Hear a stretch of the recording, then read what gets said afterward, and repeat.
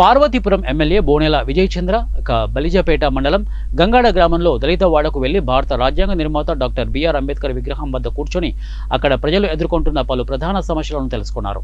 రాజకీయాలకు అతీతంగా తాను అభివృద్ధి కార్యక్రమాలు చేసేందుకు ముందుంటామని అక్కడి ప్రజలకు హామీ ఇచ్చారు.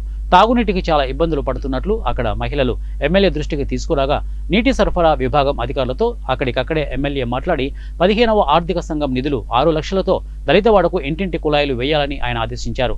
అక్కడ శ్మశాన వాటికకు రహదారి సౌకర్యం కల్పిస్తామని హామీ, గ్రామాల పలు సమస్యలను కూడా పరిష్కరించే దిశగా చర్యలు చేపడతామని ఎమ్మెల్యే హామీ ఇచ్చారు.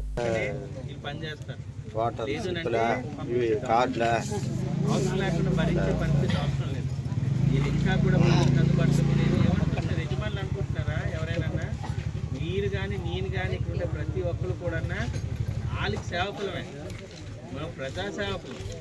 ఈ శాలరీ తీసుకుంటున్నాను గవర్నమెంట్ నుంచి, అందరూ తీసుకుంటున్నారా? దేనికి ఇస్తుంది శాలరీ? మీకు వాళ్ళందరికీ సేవ చేయమని. ఇక్కడ అప్పుడు ఓనర్లు లేరు, వీఆర్ పబ్లిక్ సర్వెంట్స్ అనేది గుర్తుపెట్టుకోండి.